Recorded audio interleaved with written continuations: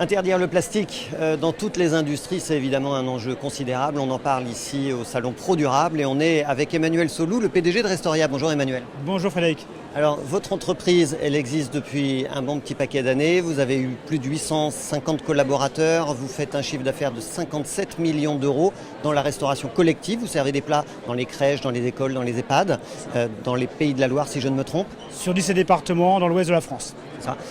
Quel est cet enjeu du plastique pour vous ? La loi Egalim a dit qu'on devait interdire le plastique ou le bannir d'ici 3 ans. Est-ce que vous êtes sur le point d'y arriver ? Alors sur le point d'y arriver, on n'a jamais été aussi près. Mais on est encore très loin, je crois. Je crois qu'on est encore très loin. En fait, nous, on n'a pas attendu Egalim. En 2006, déjà, on s'est dit, on livre des repas dans des barquettes en polypropylène. C'est du pétrole. Et moi, fabriquer des repas, préparer des repas et livrer dans du pétrole, ça m'a toujours énormément perturbé. Je me suis dit, c'est pas possible, on ne peut pas faire ça. Seulement, je n'avais pas d'autre solution. Donc en 2006, on s'est dit qu'il faut qu'on trouve autre chose que ces barquettes en polypropylène, qu'on trouve une autre solution. On a cherché, on a essayé plein de matériaux. Alors on a essayé de la canne à sucre, du bambou, du carton, on a essayé je ne sais pas combien de matériaux. Qu'est-ce qui marche ? Rien. Rien, pratiquement rien, parce qu'il y a des contraintes énormes. Il faut résister à la chaleur, il faut résister au froid, il faut résister à l'humidité, il faut que ce soit étanche, que ce soit pas trop lourd, que ce soit si possible recyclable, parce qu'il faut aller vers quelque chose de plus vertueux. Et tout ça, aujourd'hui, le matériau magique, il n'existe pas, quoi. Vous êtes en train de tester l'aluminium.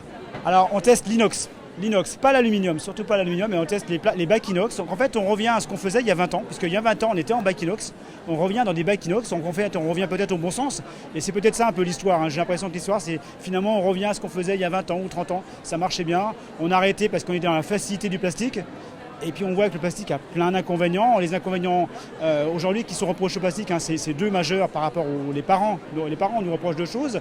Un, c'est évidemment l'impact sur la pollution, notamment dans les mers, hein, dont on parle beaucoup. Et puis l'impact sanitaire. Il y a des doutes de plus en plus sur la migration éventuelle du plastique.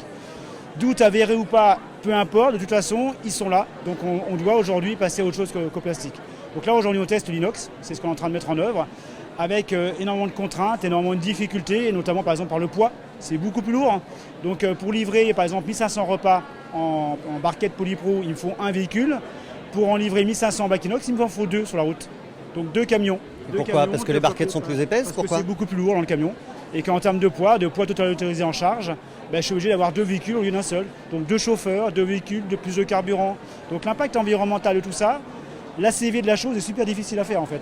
Donc on a toujours la même chose en termes d'impact écologique. Où est la vraie bonne solution ? Où est la vraie bonne idée ?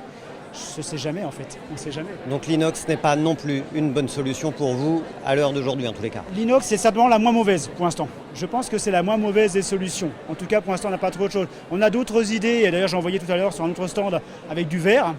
Le verre c'est génial, c'est ce que je préférerais moi. Sauf que c'est encore plus lourd. C'est très lourd le verre. C'est très lourd, c'est très lourd et c'est fragile. Eh ben, on voit les enjeux pour les professionnels de la restauration collective, pour les industriels en général, de bannir le plastique des process industriels. À Pro Durable, on en parle.